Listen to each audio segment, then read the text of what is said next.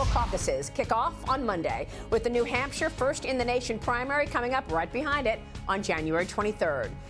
President Donald Trump holding a commanding lead over his GOP rivals in both Iowa and in New Hampshire, despite spending the week in court instead of campaigning in the Hawkeye state.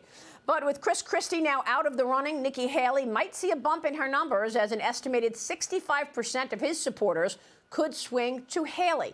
The former president brushing that aside during a Fox News town hall this week, confident that he's got the primary locked up and maybe even the White House.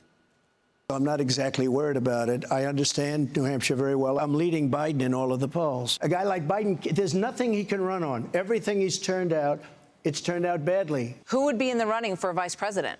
Well, I can't tell you that, really. I mean, I know who it's going to be. He knows who's it's going to be. Joining me right now is former senior counselor to President Trump, Kellyanne Conway, and former House Speaker Newt Gingrich. Great to see you both. Thank you so much for being here. Kellyanne, do you know who his VP candidate is? I have a fairly good idea, and I'm favorable toward it.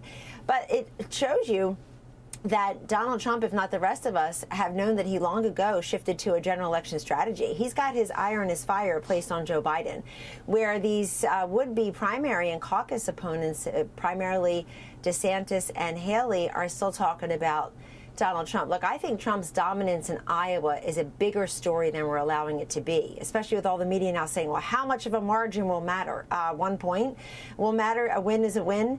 But his dominance, to me, Maria and Newt, is because he is the guy actually elevating issues and policy prescriptions. Ironically, he's the most on-message person in these town halls by Fox, and when he's talking to the voters, even though he has spent less time in Iowa and less money in Iowa than Haley or DeSantis, it seems. When Nikki Haley says this week, I'll bring less chaos to the White House, what Iowa caucus voter is saying, I want less chaos, when there's chaos and crisis everywhere? They're saying there's too much chaos at the border, in Ukraine, in the Middle East, with crime, at the gas pump, in the grocery store.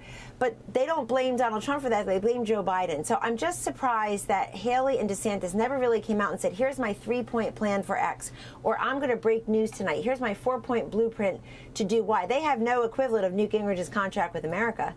And so there's that. The other thing is, people in Iowa are anxious about the economy. They're annoyed with Biden, and they are they're angry about the border. And these are 3 things that Trump is taking head on. Yeah, Mr. Speaker, let's talk about that, because you've seen all of this ups and downs around these primaries many times before. What are your expectations going into the caucuses on Monday? Well, look, I think Kellyanne put her finger on something that is really a very big story. If Trump comes in above 50%, I believe he'll be the first Republican ever to come in above 50% when you have a mixed field like this. And that's an extraordinary achievement. That means that out of all the people they could pick, well over half picked Trump. You know, I want to make 2 points about President Trump. First, he's not a candidate. He is the leader of a movement.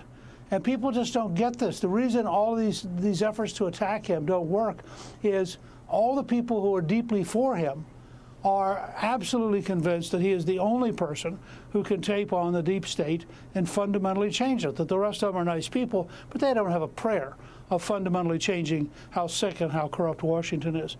The other thing I just report to you, Calista and I were at Luther College, and which is in Decorah, Iowa, this fall. We're walking down Main Street, small town. There is a Trump headquarters in Decorah, Iowa, run by local volunteers, no money from the Trump campaign, just because they like Trump. This is happening all across the country and represents a kind of grassroots rebellion that we have really, in my lifetime, never seen on this scale. But he's facing a slew of upcoming trials that collide with this year's election cycle. He's got 91 felony counts across 2 states and 2 federal districts. My guess is if he wins both Iowa and New Hampshire, it is over. Second, you just saw the district attorney, Fani Willis, blow up her own case. She clearly is a crook. She was stealing money from the public, giving it to her boyfriend.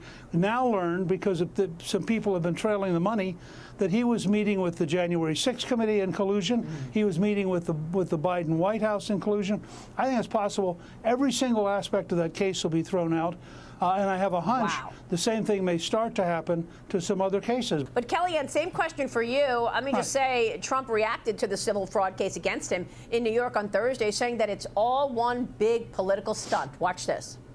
This was a political witch hunt for election interference, but also for getting somebody elected because you wanted to get the publicity. It's a disgrace, and they should pay me damages. Kellyanne, can he get through this and actually, swim toward the election and win it? So far, yes, and for the reason that he just articulated, Maria. If these cases against Trump were the first time that people assailed him and went after him, then they may have a point. But this is just an ongoing pattern. It'd be entirely different if he were convicted of something, maybe. But in the meantime, you got Joe Biden looking all weak and wispy, and you have Donald Trump looking all strong and sturdy. So I think that the other people are running out of time. I think some of these cases are running out of time to make a difference politically, and certainly as opponents, all good people, all would be better presidents than Joe Biden, are running out of time to make the case. But you know what gets me, Newt, is the fact that here we are seeing all of these attacks on Donald Trump, and yet there is corruption in plain sight in the Biden family, as certainly if you believe what the Oversight Committee has released. Hunter Biden was in federal court on Thursday. He pled not guilty to 9 felony tax charges, getting a trial date set for June. This is just one day after causing chaos on Capitol Hill, basically sticking it in the eye of congressional leaders, showing up at a GOP hearing to hold him in contempt of Congress, a resolution which has in fact advanced and will now go to the House floor for a vote. Your thoughts on any accountability or lack thereof of what we're hearing out of the Oversight Committee about the Biden family taking millions of dollars from foreign adversaries? Well, let me say, first of all, in terms of where we're at, Joe Biden is trying to imitate Vladimir Putin, whose only major opponent, Navalny, is in jail. So Putin is going to run for re-election with no opponent. That's the Biden model. He would love to have the same kind of opportunity Putin has to win without opposition. Biden himself has admitted that he talked on a phone with Hunter's business partners listening.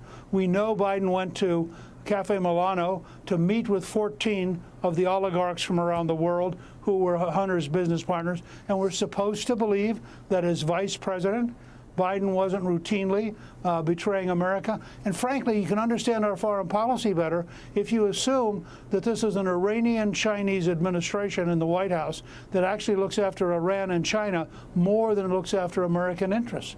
And I think it's really pretty frightening when you look at the relationships, and the scale of corruption is far beyond Hunter. Thank you so much, sir. Thank you, Kellyanne.